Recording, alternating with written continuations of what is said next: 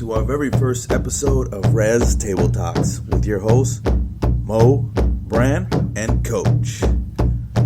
Welcome, community, relatives, and the youth. Let's go. You ready, Jackie? Yes.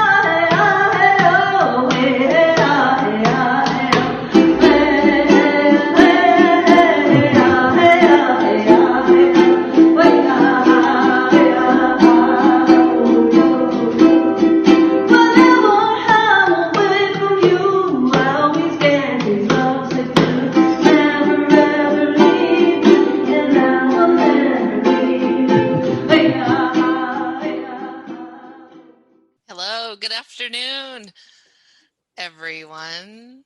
Good afternoon. Good afternoon. Welcome to Rez Table Talks. Right on. It's great. Well, today our first guest is Miss Jackie Bird.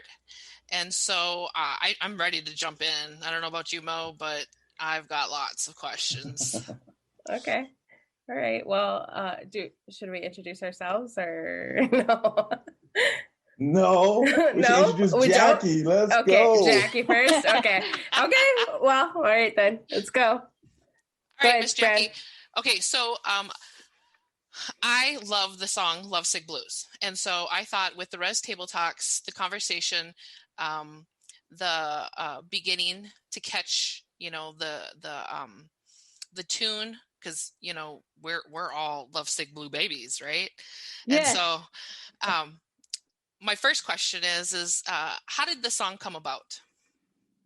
It was in 1984, and I remember it clearly because I went to Flandreau Indian School, and the night before school, we were out 49ing our drum group.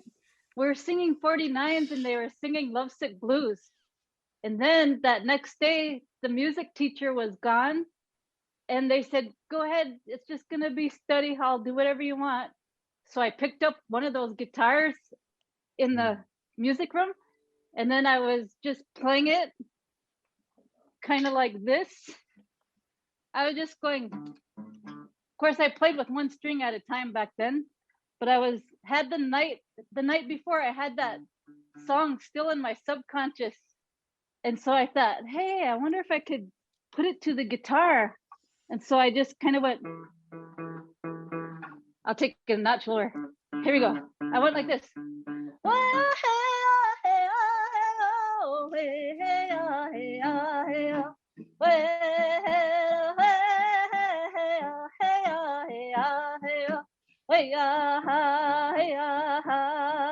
And it worked. So then I went, whenever I'm away from you, I always get these lovesick blues. Never ever leave me, and I will never leave you. So then I took that same song back home to my dad, and I said, Dad, listen to this. And I put that blues riff on the guitar with the 49, and he had a recording studio. And so we put it on tape. We made a side A, side B. And then here, all of a sudden, the radio stations wanted to know, like, who is this? And then ever since then, that's been one of my one-hit wonders. It is. I had the tape, the A and B side. Oh, wow. Right? I remember my dad, he gave it to me when you must have did an appearance out at United Tribes one year. It was like 20 years ago. So yeah. Yeah. That was when I was a teenager. Now I'm a grandmother like 9 times. Ooh, congratulations. Yes, thank you. Go ahead, Mo. That's how that song was born. That's a beautiful song. It's the best song. Thank you. So one of the things that I'm always curious about is like your personality is just so magnetic. Like you just always seem so happy and inspirational. And I was just wondering, like, what are some of those things that you do to keep that mindset? I am infested with the arts. And I always think the creator already knew that I was going to be a problem child. So he thought, oh, I got to just put some therapy in this one. I always use it like that because it keeps me out of trouble. Like when I was a teenager, I went on the dark side just to hang with my peers and did what they did. But it wasn't natural for me because my parents, they're such great people. And I thought, I can't be in this dark road. Even though I'm glad I experienced some of those times on the dark side, meaning like getting into things I shouldn't be doing. And because then it made me learn as a teenager where everybody's at. I had to go feel it to know how I can heal it. So I'm so grateful for those things because we have to do that in life. We have to go through the contrast, dark side, happy side, just like day and night. We have to go through those things. So I dedicated my whole life after being on the problem side of my parents, like a teenager that was getting kicked out of schools, and I had to get out of jail when I was a juvenile delinquent. And so I'm so grateful that I knew how to stay on the good path, the straight and the narrow.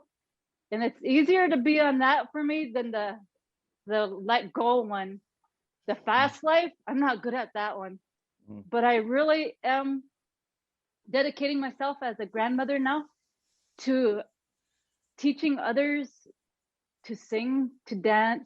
I make so many dance regalia for the youth to get out into the dance circle. I'm always putting a lot of love and light messages out on my Facebook platform. I've always used those platforms before it used to be radio, and then it turned into like newspapers, and then now Facebook, and then now podcasts like this. This is like a beautiful thing to do. I could just do it every day. It's like that helps me even get through life and learn things. And now that I'm a grandmother, I have a lot of good ways to help others. Like my granddaughter just turned 18 and she was asking me some life lessons. She said, Grandma, do you have any tips on gambling? I said, yes, don't even start. Because she wanted to try it at 18, since in Minnesota, you only have to be 18. And she felt bad because she lost. And then so I said, just don't get into that gambling. And she said, what about alcohol? I said, don't let one drop touch your lips. Just don't start into it. And I said, it's so much better because everything you've worked for will just cave in, fall apart. You'll lose things. And if you could just stay clear from those things, the gambling and the alcohol, that weakness, then it will be so much better. You can have a better quality of life. So those were some of the things that I usually inspire the youth to do. And I forgot the question. I just asked, like, what do you do, like, for yourself to maintain that inspirational mindset? You know, that because you could tell you have like this sense of gratitude and like this, you see the beauty in life and all of that. So how do you maintain that mindset for yourself as well? I'm so grateful my parents wired me like this, because every day I look at the positive things. Like in New York, I'll see a homeless person covered up on the street with a newspaper, and then I'll be walking by and I just quietly say a prayer, like, please watch over them, give them everything they need. They are the most ikche. They're really close to Uchimaka, even though they're full of weaknesses like alcoholism and depression, but they don't have anything. And so that's why I always like pray that they be watched over. And the other beautiful thing I see in something negative is like when we suffer, we're actually purifying. Like I am strong into the sun dance. When we don't have food or water for all those 4 days and it gets hard, we're actually becoming super pure, and we're rebooting all of our fibers of our whole being, mind, body, and spirit. It's all becoming rebooted, and we come out of there fresh. So purification is what I do a lot. What I do every morning is I drink hot water, like 1 cup. You put 1 tablespoon of lemon juice and a teaspoon of Himalayan pink salt, and then a dash of cayenne pepper. You mix it up, and then you drink that, and then it will just clear your whole system out. And that's what I've been doing for like a whole week. And it works. Let me write that down again. Yeah. Yes. So warm water or hot water? Mm-hmm. Yeah, right out of a Keurig machine. Do you have a Keurig? Okay. Yeah. Yes. So I just 1 cup of water, hot, 1 tablespoon of lemon juice, pure, and a pink Himalayan salt or sea salt, but not regular salt. And then a dash of cayenne pepper. And that's the first thing you take, because we're electrical beings and we need to keep our electric going strong. That's why a lot of times in prayer, the elders wouldn't use a microphone. They'd just like pray just direct and natural. So that's the difference between a plug-in negative electricity or just natural electricity. Yeah. The alkaline, firing up the alkaline. Yes. Yeah. Awesome. Jackie, you said I need to feel it to heal it. Yep. You need to feel it. I mean, that can you tell me a little bit about that? The feel it to heal it idea, when you say it, it just struck a chord with me. Yes. When I was going through a super hard time in a divorce, and my whole family broke up, and some people will take medication, like medicate with alcohol. Some will medicate with maybe pills, or some will try counseling. I just thought, oh my goodness, all this stuff processing, and first it was all the hard times, and then all of a sudden all the positive moments was playing through that I had to grieve in a way. And it was like, oh my goodness, I didn't know what to do but light a candle. I lit a candle, and I just had to just take the pain, and then I felt that I could heal it. Otherwise, if I didn't do that and face the pain, if I didn't do it naturally, I would have kept medicating even today. So if we could just face it and learn from it and just know it will pass. Sometimes music will help. Sometimes my own music had to help me.